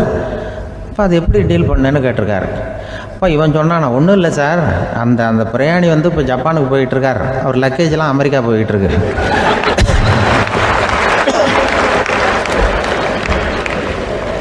இதுக்கு நாம் எதுக்கு சார் அனாவசியமாக அவன்கிட்ட போய் சண்டை போட்டுக்கிட்டேன்? அப்படி மாற்றி ஏற்றி விட்டா அவன் போய் பார்த்துக்கிறான் எங்கேயாவது. அதுதான் நான் சினம் தவிர்க்கிற வழி அப்படின்னு சொன்னாரான். உடனே இதை தான் எனக்கு தெரிஞ்சது கோபம் வராமல் இருக்கிறதுன்னு அங்கே பேசினேன் அந்த கூட்டத்தில். அதுக்கப்புறம் இன்ன வரைக்கும் அவங்க கூப்பிடுறதே இல்லை என்ன. ஏன்னா நாங்கள் வந்து முறையாக ஒருத்தன் கோவப்படாமல் இருக்கிறதுக்கு என்ன வழின்னு சொல்லி கொடுத்துட்ருக்குறோம். நீ இப்படி பண்ணுறியப்பா அப்படின்னு சொல்லி. இப்போ எப்படின்னா, ஒரு 600 வருஷத்துக்கு முன்னாடி மனுஷனுக்கு இருந்த நெருக்கடி இருக்குது பாருங்கள். ஒரு 600 வருஷத்துக்கு முன்னாடி மனுஷனுக்கு எவ்வளோ நெருக்கடி இருந்ததோ அதுபோல் 40 பங்கு இப்போ அதிகமாகிட்டு தான் கண்டுபிடிச்சி சொல்லியிருக்கிறாங்க. அவ்வளவு நெருக்கடிக்கு மத்தியில் நாம் வாழ்ந்துக்கிட்டு இருக்கிறோம். ஒரு 600 வருஷத்துக்கு முன்னாடி என் தலையில் 1 கிலோ வச்சுக்கிட்டு நின்னேன்னு வைங்க, இப்போ 40 கிலோ வச்சுக்கிட்டு நிற்கிறேன். அப்படி ஒவ்வொரு மனுஷனுக்கும் வாழ்க்கையில் நெருக்கடி அதிகமாக போச்சு. இப்போ இந்த நெருக்கடியில் முன்னாடிலாம் யாரோ ஒருத்தர் தான் தியானம் பண்ணுவாங்க. தியானம்னா ஒருத்தர் 2 பேர் காட்டுக்கு போய் தியானம் பண்ணிகிட்டு இருப்பாங்க 600 வருஷத்துக்கு முன்னாடி. இப்போ வீட்டுக்கு வீடு தியானம் நடக்குது. ஏன்னா அந்தளவுக்கு வாழ்க்கையில் ஒரு நிம்மதி வேணும் அப்படின்னு சொல்லி பண்ணிட்டாங்க. அதுக்கு தான் இயற்கை கொடுத்துருக்கிற ஒரு இயற்கையான வைத்தியம்தான் சிரிப்புங்கிறது. இதை பற்றி பெரியவங்கள்லாம் இப்போ ஆராய்ச்சி பண்ணிகிட்டு இருக்கிறாங்க. சிரிப்புங்கிறது நாம் பிறந்து ஒரு 6 மாதத்தில் தான் முதல் தடவையாக விவரமாக சிரிக்க ஆரம்பிக்கிறோமா. நம்ம பிறந்து 6 மாதத்துக்கு, அதாவது முதல் தடவை சிரிக்க ஆரம்பிக்கிறது ஒரு 6ஆவது வாரம், 1.5 மாதத்தில் தான் குழந்தை வந்து விவரமாக சிரிக்க ஆரம்பிக்குது. அப்புறம் அப்படியே சிரிக்க ஆரம்பிக்கிறோமா. அதையெல்லாம் இப்போ கணக்கு எடுத்துருக்குறாங்க. ஒரு குழந்தை ஒரு நாளைக்கு 200 தடவை சிரிக்குதான் ஒரு குழந்தை. பெரியவங்கள்லாம் 15 தடவை சிரிக்கிறாங்களாம். 200 தடவை சிரிச்சுக்கிட்டு இருந்த நாம் அப்படியே குறைஞ்சி 15 ஆகிட்டு. அதனால தான் இருதய நோயெல்லாம் வருது, ஹார்ட் அட்டாக்லாம் வருதுன்னு கண்டுபிடிச்சிருக்கிறாங்க. 200 சிரிப்புக்கு வந்து அது வந்து இயல்புத்தன்மை, மனுஷனுடைய இயல்புத்தன்மை சிரிக்கிறது. அதுக்கு ஜோக்கே தேவைப்படாது. ஆனால் இப்போ காலங்காலமாக நாம் என்ன போதிக்கப்பட்டு வந்திருக்கிறோம்னா, சிரிப்புங்கிறது ஒரு பாவமான செயல். ஒரு முதலாளிக்கு முன்னாடி தொழிலாளி சிரித்தா மரியாதை குறைச்சல், ஒரு கணவனுக்கு முன்னாடி மனைவி சிரித்தா மரியாதை குறைச்சல், அது மாதிரி ஒரு வாத்தியாருக்கு முன்னாடி பையன் சிரித்தா மரியாதை குறைச்சல், ஒரு ஆஃபீஸருக்கு முன்னாடி பியூனு சிரித்தா மரியாதை குறைச்சல், இப்படின்னு சொல்லி சிரிப்புங்கிறது ஏதோ மரியாதை குறைவான செயல்னு காலங்காலமாக நாம் போதிக்கப்பட்டு வந்திருக்கிறோம். இப்போ மரபு ரீதியாகவே அந்த சிரிப்பு வந்து நம்மகிட்ட சிறைப்பட்டுருக்கு தான், அடங்கி போச்சு. அந்த சிறைப்பட்டிருக்கிற சிரிப்பை வெளியில் கொண்டு வர்றதுக்கு தான் ஜோக்குன்னு ஒரு சாவியை போட வேண்டியிருக்கு. வேறு இந்த ஜோக்குக்கும் சிரிப்புக்கும் சம்மந்தம் இல்லை. அதை ஏற்கனவே இருக்கிறத வெளில கொண்டு வரதுக்கு ஒரு சாவி மாதிரி உபயோகப்படுதுன்னு இப்போ அதை பற்றி ஆராய்ச்சி பண்ணுறவங்களாம் சொல்கிறாங்க. ஏன்னா சிரிப்புக்கு ஜோக்கு தேவைப்படாது. இப்போ ஒரு குழந்தை தொட்டிலில் படுத்துருக்குன்னு வைங்களேன், குழந்தை தொட்டிலில் இருக்குது, அது முகத்துக்கிட்ட போய் ஒரு கிளுகிழுப்பை ஆட்டுங்க சிரிக்கும். அந்த கிளுகிழுப்பை சத்தமே சிரிக்க வைக்கிறதுல அதுதான் மனுஷனுடைய இயல்புத்தன்மை. அது என்ன ஜோக்காது? சத்தம். ஒரு கிளுகிழுப்பையை கொண்டு போய் குழந்தை முகத்துக்கிட்ட ஆட்டினா சிரிக்குதே, அதுதான் இயல்புத்தன்மை. அதே கிளுகிழுப்பையை ஒரு தாத்தா மூஞ்சிக்கிட்ட ஆட்டுங்க, கோவம் வந்துடும்,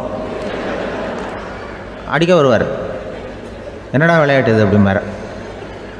ஏன்னா அவர் சிரிச்சுக்கிட்டு இருந்தவர், அப்படி இருந்தவர் ஒரு காலத்தில். ஒரு கிளுகிழுப்புக்கு சிரித்தவர் ஒரு காலத்தில் இப்போ கோவப்படுறாருன்னா அந்த அளவுக்கு நம்ம மாறி போயிட்டே வந்துக்கிட்டு இருக்கிறோம். அதனால் வந்து அந்த இயல்புத்தன்மை மாறாமல் இருக்கணுங்கிறது ரொம்ப முக்கியம். அதுக்காக எல்லோரையும் குழந்தையாக்க முடியாது. மனுஷன் வந்து எல்லோரும் இனிமேல் வந்து வயசுங்கிறது கூட ஆகிட்டே தான் இருக்கும். அதுக்காக குறைச்சிக்கிட்டே போக முடியாது. அதுக்கு யாராவது மருந்து கண்டுபிடிச்சாதான் உண்டு. ஆனால் ஒருத்தர் மருந்து கண்டுபிடிச்சாராம், சொல்லுவாங்க. ஒரு டாக்டர் வந்து ஒரு மாத்திரை கண்டுபிடிச்சாராம். ஒரு மாத்திரை சாப்பிட்டா ஒரு வயசு குறையும், ஒரு மாத்திரை சாப்பிட்டா ஒரு வயசு குறையும் அப்படின்னு ஒரு மாத்திரையை கண்டுபிடிச்சிருக்காரு. ஒரு பாட்டி அம்மா, 90 வயசு பாட்டி, அது போயிருக்கு. அதே டாக்டர்கிட்ட போய், ஐயா எனக்கு ஒரு பாட்டில் மாத்திரை கொடுங்க, இந்த வயசு குறையிற மாத்திரை அப்படின்றது. அவர் ஒரு பாட்டில் கொடுத்தார் மாத்திரை. பாரும்மா பாட்டியம்மா, ஒரு மாத்திரை சாப்பிட்டா ஒரு வயசு குறையும், எடுத்துகிட்டு போகணும்னு கொடுத்துருக்காரு டாக்டர். இந்த 90 வயசு பாட்டி எடுத்துகிட்டு வீட்டுக்கு வந்துட்டு மறுநாள் அதே டாக்டர்கிட்ட போயிருக்கு. 30 வயசு பொண்ணாக போச்சான். 30 வயசு பொண்ணாக மாறி அதே டாக்டர்கிட்ட போயிருக்கு. இடுப்பில் ஒரு கை குழந்தை, அது சட்டை கிட்ட போடாமல் கெட்டவரில் வாயில் வச்சுட்டு உட்காந்துருக்கு. நேராக டாக்டர்கிட்ட போய், டாக்டர் நேற்று வந்தேன், ஏதோ ஒரு மாத்திரை சாப்பிட்டா ஒரு வயசு குறையினீங்க, நான் ஏதோ ஒரு ஆர்வத்தில் ஒரு 30-40 மாத்திரை சாப்பிட்டேன், இப்படி ஆகிட்டேன் அப்படின்னு. இப்போ டாக்டர் சொல்லியிருக்காரு, இதுக்கு ஏமா வருத்தப்படுற, எல்லோரும் வந்து வயசு குறையணும்னு தான் நினைக்கிறாங்க, உனக்கு வயசு குறைஞ்சிட்டுது, நீ சந்தோஷப்படு, இதுக்கே மறுபடியும் என்னட்ட வந்திருக்கிற அப்படின்னாரான் டாக்டர். அப்போ அந்த அம்மா சொல்லித்தான், என்னை பற்றி பரவாயில்ல டாக்டர், என் இடுப்பில் பாருங்கள் கை குழந்தை, இது சட்டை கிட்ட போடாமல் உட்காந்துருக்கு, கட்டவரில் வாயில் வச்சுட்டு உட்காந்துருக்கு, இது ரொம்ப ஆர்வத்தில் ஒரு 70 மாத்திரையை சாப்பிட்டு விட்டுது, இது என் வீட்டுக்காரரு. இவர் இடுப்பு விட்டு கீழே இறங்க மாட்டேங்கிறாரு. நான் எதையாவது கொடுத்து இனிமேதான் வயசை கூட்டி இறக்கி விடுவேன் டாக்டர் அப்படின்னு தான். அவர் ஏதோ நமக்கு இதுக்கும் சம்மந்தம் இல்லைங்கிறது மாதிரி கட்டாரில் வச்சுட்டு அவர் பாட்டு உட்காந்துருக்கார்.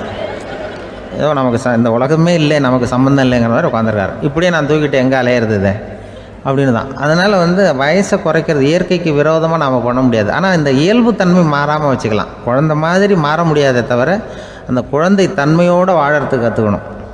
அதுதான் வாழ்க்கையில் இன்பமாக வாழறதுக்கு வழி. குழந்தைத்தனமாக இருக்கக்கூடாது, குழந்தை தன்மையோடு இருக்கணும்னு சொல்லுவாங்க. குழந்தை தன்மைங்கிறது வேறு, குழந்தைத்தனம்ங்கிறது வேறு.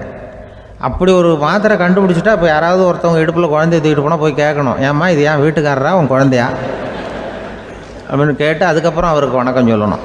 இப்படிலாம் ஆகிடும் நிலைமை. இயற்கையை நம்ம மாற்ற முடியாது. அதுக்கு தகுந்தாப்பில் தான் நாம் பண்ணணும். குழந்தை தன்மையோடு வாழறதுக்கு குடும்பத்தில் குழந்தை தன்மைங்கிறது எப்படின்னா, இப்போ சில பேருக்கு அந்த குழந்தைத்தன்மை உண்டு. ஒரு வீட்டில் ஒரு புள்ள படுத்துருக்கு, அம்மா எழுப்புறாங்க, காலேஜுக்கு நேரமாச்சு எழுந்திரிப்பா, காலேஜுக்கு நேரமாச்சு எழுந்திரிப்பா அப்படின்னு. அந்த அம்மா அந்த புள்ளை சொல்லியிருக்கு, ஐயோ எனக்கு காலேஜுக்கு போகிறதுக்கே பிடிக்கலம்மா, என்னை தொந்தரவு பண்ணாத, காலேஜுக்கு போகிறதுக்கு எனக்கு பிடிக்கல அப்படின்னு தான். அப்போ அந்த அம்மா சொல்லியிருக்கு, ஏன் உனக்கு காலேஜுக்கு போகிறதுக்கு பிடிக்கல, கல்லூரிக்கு போகிறதுக்கு, அதுக்கு 2 காரணம் சொல்லு அப்படின்னு இருக்கா. அப்போ அந்த புள்ளை சொல்லித்தான், ஏன் பிடிக்கலன்னா கல்லூரியில் இருக்கிற வாத்தியாருக்கும் என்னை பிடிக்க மாட்டேங்குது, ஆசிரியர்களுக்கும். 2வது காரணம், கல்லூரியில் படிக்கிற மாணவர்களுக்கும் என்னை பிடிக்கல, அதனால் நான் காலேஜுக்கு போக மாட்டேன்ற குழந்தை புள்ள சொல்லியிருக்கு. அம்மா அப்படிலாம் நீ இதுக்காக போகாமல் இருக்கக்கூடாது, நீ போய் தான் ஆகணும் அப்படின்னு பிடிவாதமாக அந்த அம்மா பிள்ளைய எழுப்புனாங்களாம். சரி, நான் எதுக்கு காலேஜ் போகணும்னு சொல்கிறேன், அதுக்கு நீ 2 காரணம் சொல்லு அப்படின்னு தான் அந்த புள்ளை. அப்போ அந்த அம்மா சொன்னாங்களாம், நீ ஏன் காலேஜுக்கு போகணும்னா, முதல் காரணம் உனக்கு வயசு 52, 2வது காரணம் நீ தான் பிரின்சிபால் அப்படின்னு தான். என்ன இருந்தாலும் அவங்க அம்மாவுக்கு அது புள்ள தானே. அதுதான் குழந்தை தன்மைங்கிறது. 52 வயசுலேயும் குழந்தை தன்மையோடு இருக்கார் பாருங்கள், அதுதான் அந்த குழந்தை தன்மையோடு வாழறது தான் வெற்றிக்கு வழின்னு சொல்லுவாங்க. ஒரு பெரிய கிராமம், அந்த கிராமத்தில் ஒரு பண்ணையார் வீடு, அதுதான் அந்த கிராமத்திலே பெரிய வீடு. ஒரு நாள் ஒரு திருடன் அந்த கிராமத்துக்கு வந்தான், சுற்றி பார்த்தான். அந்த பண்ணையார் வீடு கண்ணில் பட்டுது. இன்னைக்கு ராத்திரி இந்த வீட்டில் தான் நம்ம தொழில் ஆரம்பிக்கணும் அப்படின்னு சொல்லி அவன் முடிவு பண்ணிக்கிட்டான். ஏன்னா அதுதான் அந்த கிராமத்திலே கொஞ்சம் பெரிய வீடு, அங்கே தான் அவன் எதிர்பார்க்குறது ஏதாவது கிடைக்கும் அப்படிங்கிறது அவனுடைய முடிவு. நடு ராத்திரி அவன் மெதுவாக சுவர் ஏறி குதித்து அந்த பெரிய வீட்டுக்குள்ளே புகுந்தான். அங்கே போய் பார்த்தா முக்கியமான இடங்கள்ல எல்லாம் காவலுக்கு ஆள் நின்றுக்கிட்டு இருக்கிறாங்க ராத்திரி நேரத்தில். சரி, இந்த வீட்டில் நம்மால் திருட முடியாது அப்படின்னு முடிவு பண்ணிட்டு மெதுவாக வந்த வழியிலேயே திரும்பி வந்தான்.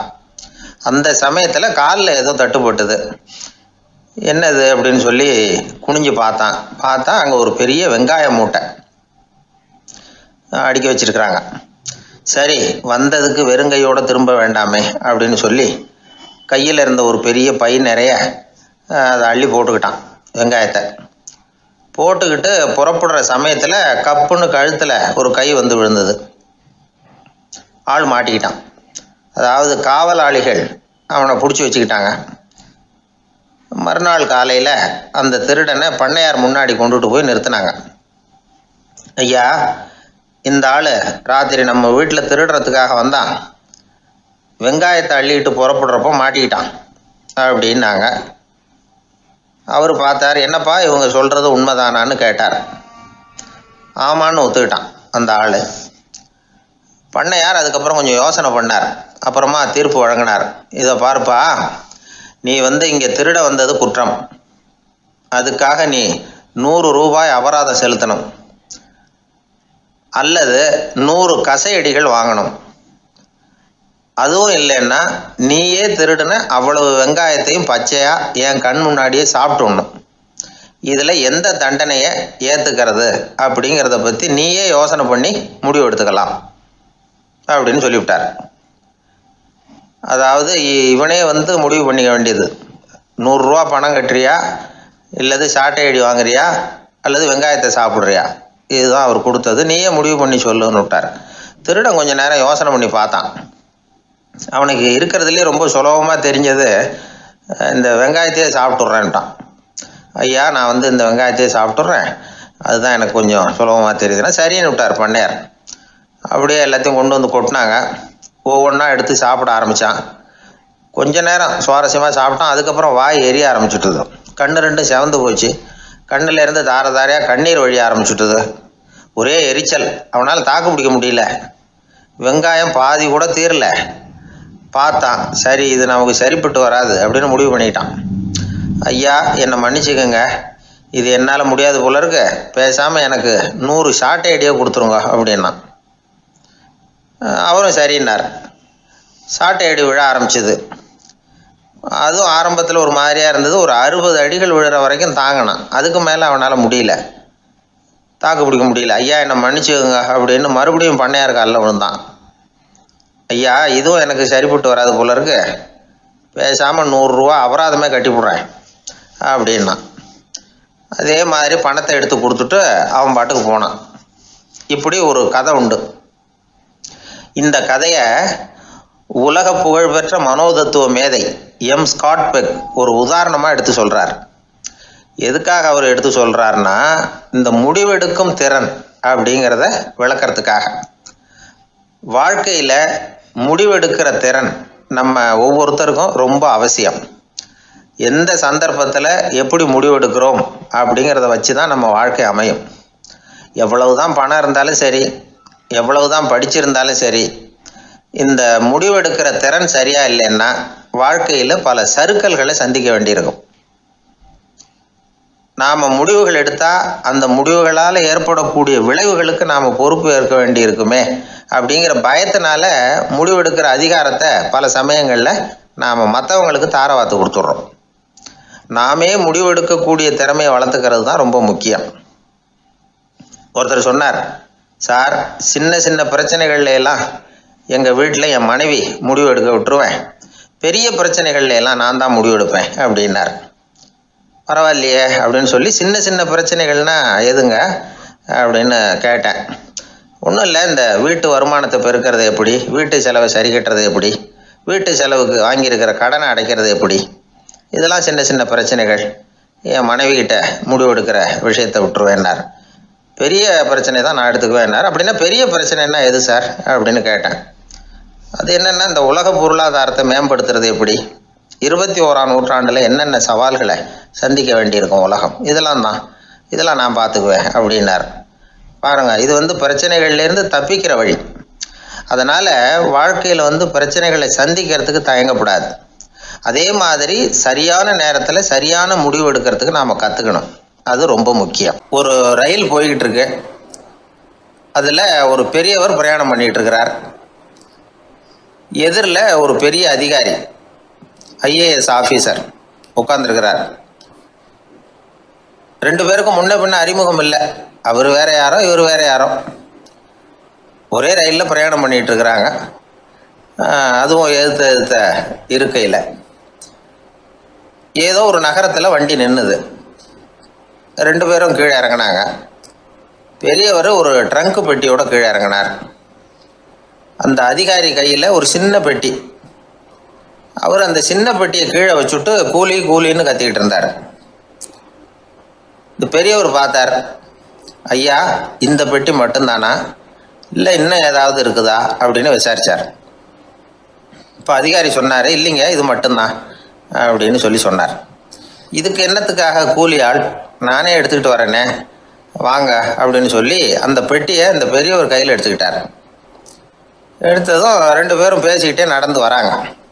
இப்போ பெரியவர் சொன்னார், இப்போ உள்ள நாகரிகம் எப்படி இருக்குன்னா, சுமை கால் பணம், சுமக்கூலி முக்கால் பணம் அப்படிங்கிற மாதிரி இருக்குது. பணத்தை வீணாக்கிறதோட இது கௌரவம்னு வேற நினைக்கிறாங்க அப்படின்னார். அவர் சொல்கிறது சரிதான்.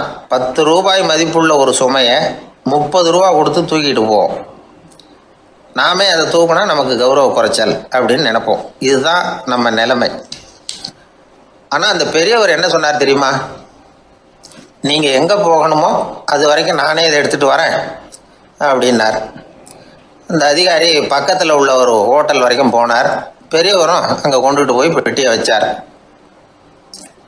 உடனே அந்த பெரிய அதிகாரி அவருக்கு பணம் கொடுக்கறதுக்காக பர்ஸை எடுத்தார்.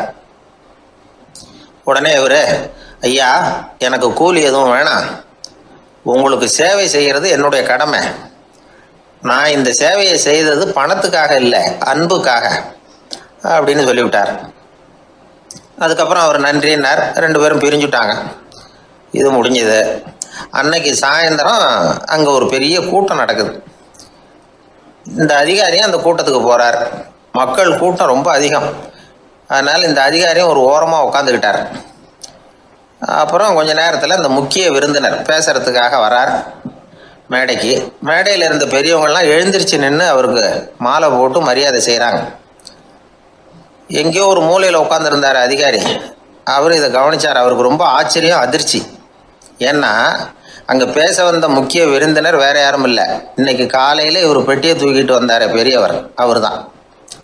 சரி, அந்த பெரியவர் யார் தெரியுமா? அவர் தான் ஈஸ்வர சந்திர வித்யாசாகர். கூட்டம் முடிஞ்சது. அதிகாரி அவரை தேடி ஓடினார். அவர் கைகளை பிடிச்சிக்கிட்டார். ஐயா என்னை மன்னிச்சுடுங்க அப்படின்னாரு.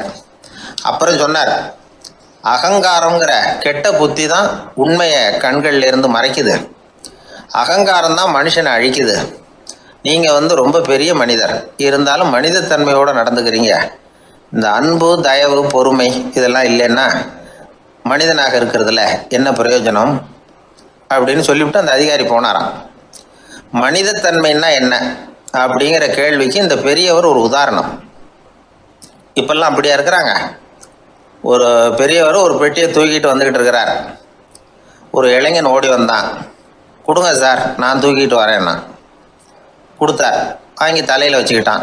அப்புறம் சொன்னான், அடுத்தவங்க சிரமப்படக்கூடாதுங்கிறது என்னுடைய கொள்கை அப்படின்னா. அது நல்லது தான்னார் அவர். கடைசியில் பெட்டியை கொடுத்தான். வாங்கிக்கிட்டு பர்ஸை திறந்தார் பணம் கொடுக்கறதுக்காக. வேணாங்க அப்படின்னு விட்டான் அந்த இளைஞன். ஏன்னார், நான் சொன்னேன் அடுத்தவங்க சிரமப்படக்கூடாதுங்கிறது என்னுடைய கொள்கைன்னு, அதனால் உங்களுக்கு சிரமம் கொடுக்கக்கூடாதுங்கிறதுக்காக வரும்பொழுது நானே உங்கள் பர்ஸை எடுத்து வேணுங்கிற பணத்தை எடுத்துக்கிட்டு திருப்பி உங்கள் பாக்கெட்லேயே போட்டுட்டேன் அப்படின்னா. இப்படி இருக்கு.